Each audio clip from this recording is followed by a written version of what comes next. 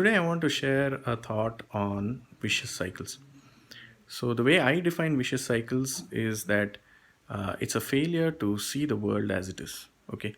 And this happens because the brain prematurely builds patterns about the things that we see and the things that happen around us. So, um, there is a scientific experiment. You can look it up on Google, and that's where they show a lot of people random numbers, and then they ask each one after showing them the random numbers whether there was a pattern, and most people saw a pattern though these numbers were totally random, right? So the brain has a tendency to create patterns, and the thing that we need to realize is that some of them are right and some of them are wrong. And it's very, very important to really look into each of those patterns and those assumptions that we are making and ensure that we're not falling into believing them blindly, right? So, an example of a vicious cycle could be that you called somebody up and they didn't pick the phone, you think they're avoiding you, right? And this happens with a few people over the day. Unfortunately, on that day, most of the people didn't answer your phone. You start then thinking that people are trying to avoid you, and that thought stays with you. Then, as you go along life, say for the next month or something, you start building this case for yourself in your mind saying that, oh my god, I'm really not a likable person because people are avoiding me, right?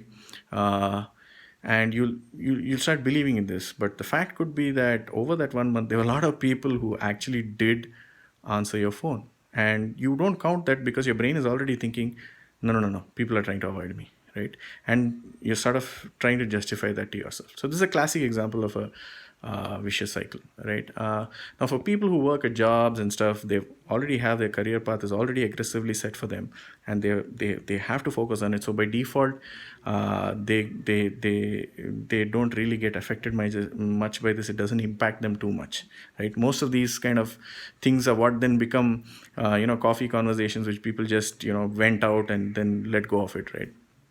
But for entrepreneurs, we have there's a big reason why we have to worry about these vicious cycles. One is, I'm sorry, there are two. So the first reason is that basically there's nobody monitoring us, right? No, there's nobody who's kind of reading our thoughts or telling us what to do on a daily basis, right? The second reason is that the problem with these vicious cycles is then they sort of build a cage around you, and soon you're kind of stuck with these rules and your kind of viewpoint of this world, which is very, very hopeless and helpless. The thing is, it's not that the world is like that, it's just that you believe that way because of all these kind of assumptions you build around. I think if you watch a lot of TV, you already have a lot of this because, especially media and news, they kind of try to enforce a very gloomy view of the world, right? Um, these are the two reasons why, as an entrepreneur, you should be very worried, because if you're stuck in a cage and then cage of beliefs, then how do you really change, improve, or do all those amazing things which you're supposed to do as an entrepreneur, right? So that said, there are like two or three simple ways to recognize this vicious cycles and avoid them. Number one is when you're taking things too personally, right? That's a clear indicator that you're falling into a trap. In such cases, especially, just look at the overall pattern. Don't try to bias yourself into certain viewpoints about a person or anything.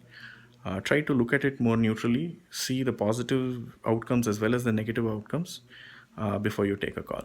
The second kind of trap is generalization. So you meet two or three bad salesmen, you start thinking that salesmen are bad, right?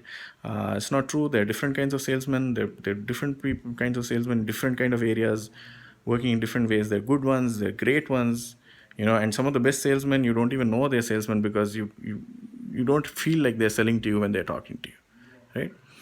So if, for example, as an entrepreneur, you think, oh my God, all salesmen are bad, sales is bad, I don't want to do sales, then you start limiting yourself, because if you don't learn sales, then how do you effectively bring your product out to your customers? It just doesn't work that way, right? The third indicator of falling into a vicious cycle is when you start justifying things to yourself, right? For example, you meet 10 investors. all 10 investors refuse to fund you. Now, the easiest, simplest assumption you can make is to just say that investors are bad people. Investors don't really care about the entrepreneur.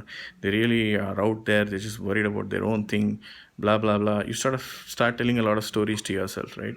But the fact is that maybe you're not a good salesman, maybe you're not able to convince them properly. Maybe they see certain fallacies in you. Maybe you should ask them and find out what was really wrong with me. Maybe they'll tell you, right?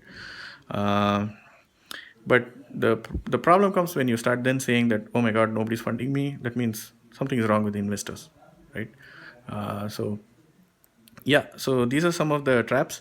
I'd love to know more, because I think vicious cycles are very dangerous for entrepreneurs, and we do tend to fall into them a lot. We have to be very, very careful and avoid those traps. So I think any knowledge you have on this topic also would be like super great. It'll be super great to have your views and your thoughts and your experience on this as well. So thanks guys, thanks for watching. I hope this helps you.